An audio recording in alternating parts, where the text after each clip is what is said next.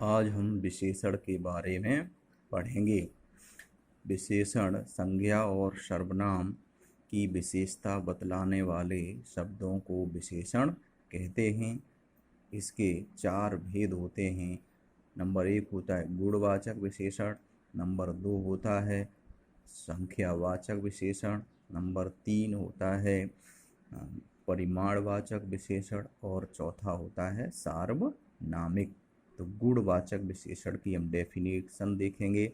गुण संज्ञा या सर्वनाम की गुण दोष, रूप, रंग, आकार, प्रकार, स्थान, काल, दशा, शील, स्वभाव, स्वाद आदि के बारे में जो हमें सूचित करता है, बताता है, उसे गुणवाचक विशेषण कहा जाता है। जैसे वह सुंदर कन्या है, तो यह कन्या के पहले जो शब्द लगा है वो विशेषण कहलाएगा। आगे है वह मोटा लड़का है, तो मोटा के जो मोटा है वो विशेषण है क्योंकि वो लड़के के बारे में बता रहा है।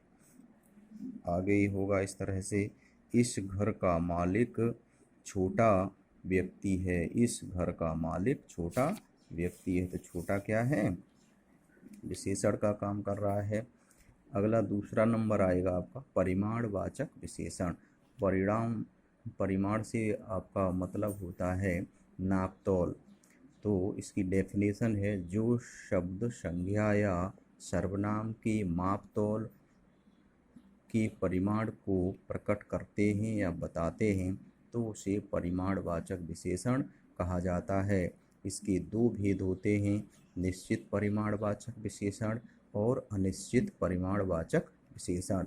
निश्चित परिमाणवाचक विशेषण की परिभाषा है जिन संज्ञा या सर्वनाम शब्दों से निश्चित परिमाण या मात्रा या तौल के बारे में हमें पता चलता है तो वह निश्चित परिमाणवाचक विशेषण कहलाते हैं। जैसे 10 मीटर कपड़ा, 10 किलो गेहूँ, 1 लीटर दूध। तो यहाँ एक निश्चित मात्रा है, 10 किलो है या 2 किलो है या 1 है। ये निश्चित तौल के बारे में हमें यहाँ बताया जा रहा है, तो ये निश्चित परिमाणवाचक होगा। इसका दूसरा भाग आता है अनिश्चित परिमाणवाचक। अनिश्चित मीन्स जिसमें कोई निश्चित मात्रा के बारे में हमें पता नहीं रहता, यानी जिन संज्ञा या सर्वनाम शब्दों से हमें उनकी निश्चित मात्रा, निश्चित तौल के बारे में पता नहीं चलता है तो वह अनिश्चित परिमाणवाचक विशेषण होता है। जैसे चाय में थोड़ी चीनी डालो, तो थोड़ी पता नहीं कितनी थोड़ी नहीं मालूम। जरा सा दूध लेकर आओ, है ना, तो कितना जरा सा, कोई उसमें निश्चित मात्रा ही नहीं पता चल रही है। कुछ घूंट पीकर देखो, तो कितने घूंट, 2 या 4, उसमें कुछ पता नहीं है। कुछ घूंट हैं, कितने हैं नहीं है। तो इस प्रकार की जो अनिश्चितता बनी रहती है जिस मापतोल में, तो वह अनिश्चित परिमाणवाचक विशेषण कहलाता है। इसके बाद आता है संख्यावाचक विशेषण। इसके भी दो भेद होते हैं, निश्चित संख्यावाचक और अनिश्चित संख्यावाचक। इसमें देखिएगा जिन संज्ञा शब्दों से हमें निश्चित संख्या के बारे में सूचना की जाती है, दी जाती है या प्रकट होती है, तो वह संख्यावाचक विशेषण है। इसका भेद है निश्चित संख्यावाचक, यानी जिन संज्ञा या सर्वनाम से हमें निश्चित संख्या के बारे में बोध होता है या पता चलता है तो वहाँ निश्चित संख्यावाचक विशेषण होता है। जैसे 10 आदमी आ रहे हैं, तो यहाँ कितने आदमी, 10 हैं, है ना। और ऐसे ही होगा, जैसे 2 व्यक्ति खड़े हैं, 2 बसें हैं या 1 ट्रक। तो इस प्रकार से हमें उनकी एक निश्चित संख्या पता चल रही है, तो यह निश्चित संख्यावाचक विशेषण हो गया। ऐसे ही होगा आपका अनिश्चित संख्यावाचक विशेषण। जिन संज्ञा या सर्वनाम शब्दों से हमें निश्चित संख्या के बारे में पता नहीं चलता है तो वह अनिश्चित संख्यावाचक विशेषण होता है। जैसे कुछ बच्चे आ रहे हैं, कुछ बच्चे आ रहे हैं, तो कितने हैं नहीं पता, अनिश्चितता की स्थिति है।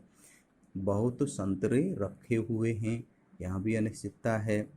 रैली में हजारों लोग पहुँचे, यहाँ भी अनिश्चितता की स्थिति है। तो निश्चित संख्या न होकर के अनिश्चित संख्या, इसलिए यह अनिश्चित संख्यावाचक विशेषण होगा। अगला आता है आपका चौथा, सार्वनामिक विशेषण। इसकी परिभाषा है, जो सर्वनाम अपने सार्वनामिक रूप में ही संज्ञा के विशेषण के रूप में प्रयुक्त होते हैं उन्हें सार्वनामिक विशेषण कहते हैं।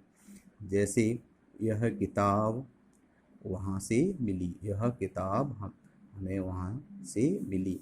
तो ये किताब से पहले यह लगा हुआ है तो ये किताब के बारे में बता रहा है, इसलिए यह सार्वनामिक विशेषण होता है।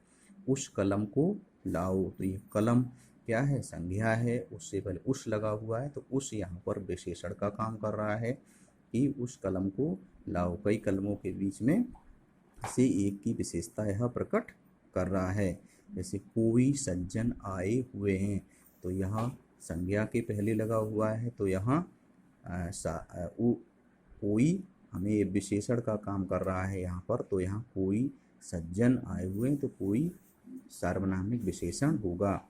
कौन आदमी आया है, तो यहाँ कौन है आदमी संज्ञा है, उससे पहले हमें उसकी विशेषता बता रहा है तो यहाँ कौन क्या होगा, सार्वनामिक विशेषण का काम कर रहा है।